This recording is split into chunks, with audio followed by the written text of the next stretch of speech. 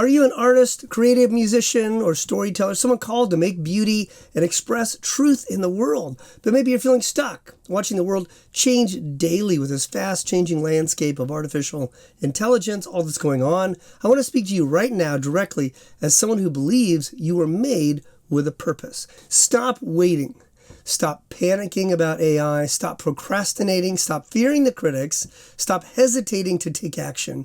And most of all, stop believing the lies. As Christian creatives, we're called not to shrink back, but to step out in faith. Remember, God gave us a spirit not of fear, but of power and love and of self-control. 1 Timothy 1:7. Now this verse is more about your spiritual walk, but it has real-world implications for all of your life. You see, as we live to honor God with our life, with our art, we have no reason to shrink back in fear. If you're following God's calling on your life, you have no reason to fear. In fact, Christian creatives should be the artists with the greatest sense of freedom and boldness in their creative work. We have nothing to fear. The worst fear, which is the fear of death, is already conquered. What can critics, fans, and other artists say that's more terrifying than death? Nothing. Now, the caveat is this. If you're not honoring God with your creative work, or you're celebrating content that does not glorify God, then you need to pause. Go back to the primary question. What is God calling you to do, and are you being faithful in your personal life and in your creative life to honor God? You cannot just go create and then later ask God to bless it if it wasn't designed to honor God in the first place, right? We're called to use our God-given gifts to bring light into the world, not merely be about self-expression or any other hip idea mainstream artists and art schools and film schools talk about, right? That's not what we're here for. But what about AI? The truth is, your creativity matters. The world will always need true beauty, honest stories, and hope-infused art. And yes, AI and the digital age are tools.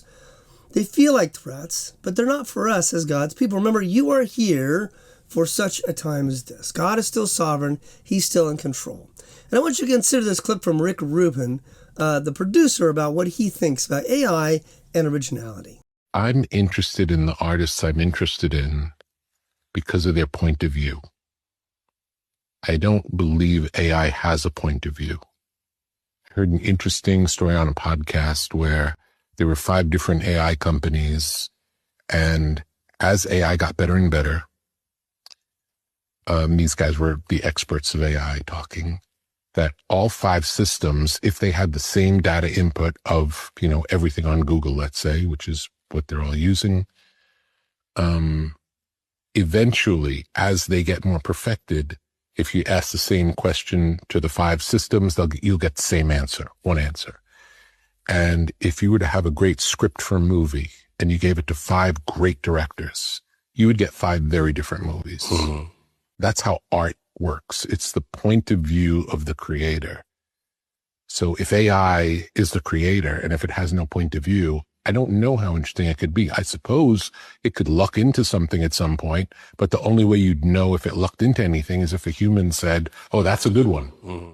See, your creativity is unique, given by God, and other humans want to experience the work created by another human. They want songs that speak to the human lived experience. They want to connect with artists they follow, engage with, and support. So don't get paralyzed.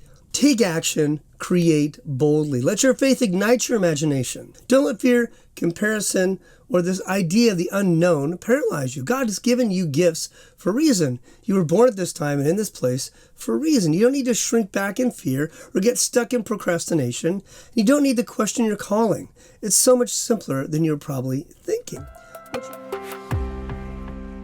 Welcome. I'm Joel Pelsu, president of Arts and Entertainment Ministries. Our passion is helping you as a creative professional to succeed in your creative life while growing deeper in your spiritual walk. Because your creativity and your spirituality are designed by God to work in concert with one another. That's our passion. If that's your passion, take a second to like and subscribe to our channel. Click on that bell so you get all the notifications when we release new content. Oh, and I want to let you know we have an online course called Catalyst where we mentor you in all these areas, helping you become better as an artist, as an entrepreneur in the art world, or the entertainment industry. So check out our Arts and Entrepreneurship Summit in the links down below for free teaching, and you can learn more what that's about. First, stop waiting. The quicker you start taking risks, the better. The top creatives would say at Pixar, fail early and fail fast, or be wrong as fast as you can, because you're human. There's no way to avoid mistakes or failures, So embrace it. Get it out there. Take risks, get feedback, and then instead of getting paralyzed by fear or anxiety about the critics, just do what all the hip-hop guys talk about. Pivot, iterate, adapt, learn, recreate, get back out there. And as a Christian, you have resources non-Christians don't even have. You have grace. So even if there's a moral failure or a massive mistake in a faux pas, there's grace. The world will eat you up. Don't ever look to the world to validate who you are as a human being.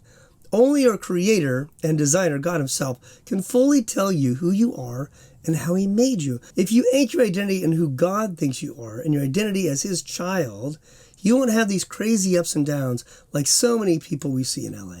Now, this doesn't mean, of course, that we just say, I'll do whatever I feel like and God will forgive me. No, it means you are walking with God, following Jesus as a disciple. You will screw up, but as you repent and get back up again, there's grace and forgiveness. And beyond all that, there's a fresh hope and calling to get out there and create something new all over again. So there's no reason to quit. We need to learn from our mistakes and errors, but we should see them as learning experiences, not condemnation. So remember the words from Pixar, fail early and fail fast. Embrace the risk and the thrill of taking new chances. Second, stop panicking about AI. It is a tool. As Rick Rubin said, it's not original. It does not feel anything. It cannot create entirely new kinds of art that change the way we think about art. If anything, it's a reminder to be original. It will push our creativity. You can't rest on your laurels to use old techniques. Now is the time to use AI as a tool, but not as a surrogate creative. It's not a surrogate. It is an imitation of what has already created. All of its research is in the past. It's not a living thing like you and I are living, taking the world of today and responding only the way humans can respond. So don't be afraid of AI. Third, stop procrastinating. Trust me, I understand procrastination. I've been an expert for many years. Or as a friend of mine says, I overstand. It is a basic human experience. But to encourage you, I want to say there are 2 books I recommend all the time to aspiring artists and emerging talent who are surprised by how brutal it can be to be a creative trying to make a living. The first book is The War of Art by Steven Pressfield. Classic, sold more than 1 million copies, and gets straight to the point. One of my favorite lines is in the introduction speaking about Hitler. Here's the quote. Hitler wanted to be an artist. He applied to the Academy of Fine Arts and later to School of Architecture. Ever see one of his paintings? Neither have I. Resistance, and that's what Steven Pressfield talks about, is you're fighting and all the time as you're creating. Resistance beat him. Call it an overstatement, but I'll say it anyway. It was easier for Hitler to start World War II than it was for him to face a blank square of canvas. The second book we recommend is Art and Fear by David Bales and Ted Orland, 2 art teachers who taught for decades. One of my favorite quotes is, "To require perfection is to invite paralysis." But the most famous illustration from this book is about perfection versus the freedom to pivot and adapt, and it's all given within a ceramics class. Here's the illustration. The teacher gets up. Perfection. The ceramics teacher announced on opening day that he was dividing the class into 2 groups. All of those on the left side of the studio, he said, would be graded solely on the quantity of the work they produced. All of those on the right solely on its quality. His procedure was simple. On the final day of class, he would bring in his bathroom scales and weigh the work of the quantity group. 50 pounds of pots rated an A, 40 pounds a B, and so on. Those being graded on quality, however, needed to produce only 1 pot, albeit a perfect one, to get an A. Well, came grading time, and a curious fact emerged. The works of highest quality were all produced by the group being graded for quantity. It seems that the quantity group was busily churning out piles of work and learning from their mistakes.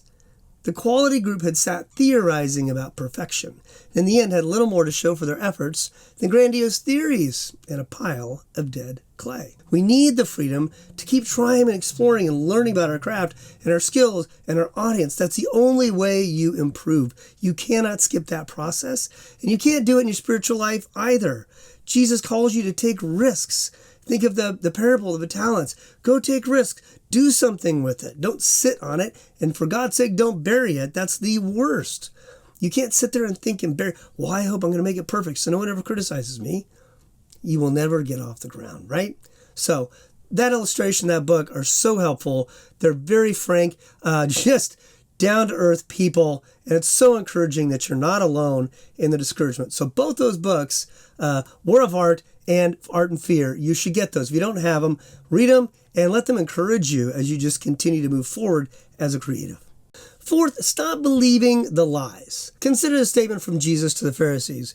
You are of your father the devil, and your will is to do your father's desires. He was a murderer from the beginning and does not stand in the truth, because there is no truth in him. When he lies, he speaks out of his own character, for he is a liar and the father of lies. John 8:44. As Stephen Pressfield so aptly titled his book, The War of Art, you must realize your desire to create, your desire to say something life-giving, your desire to pull back the corner of the darkness and let the light in through your art is an act of war. Satan does not want you to succeed. He does not want you to speak profoundly to this generation. And above all, he does not want you to create art that makes people feel seen, understood, and gives them hope. This he cannot stand and will not stand by and let you do without resistance. Now, Stephen Pressfield focuses on your inner voice, your inner tension, your inner critic, your inner anxiety that will hound you over and over. And we know as Christians, we need to speak the gospel to our heart, because who speaks to you more than anyone else? Yourself.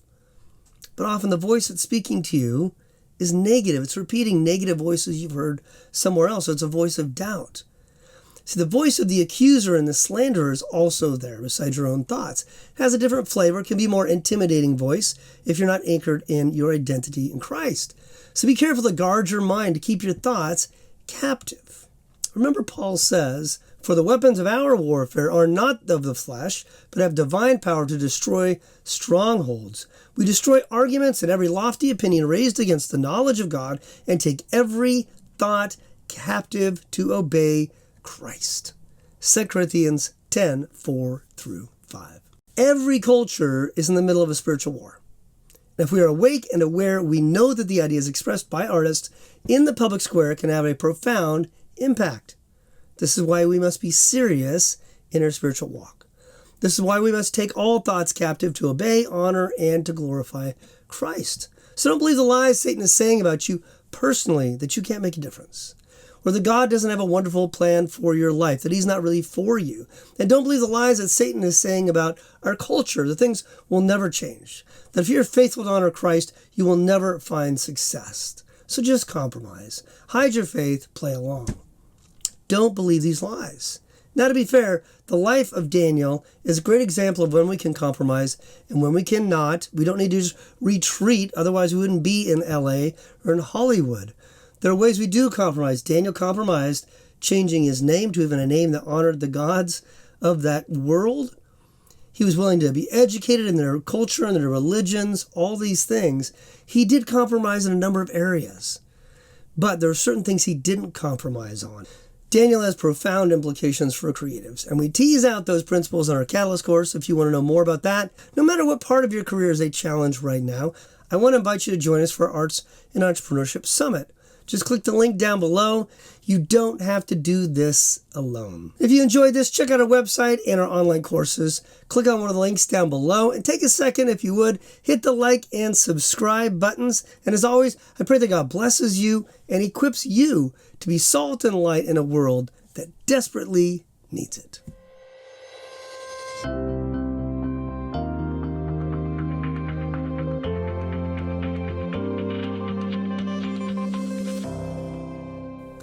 Check out another one of our videos right here.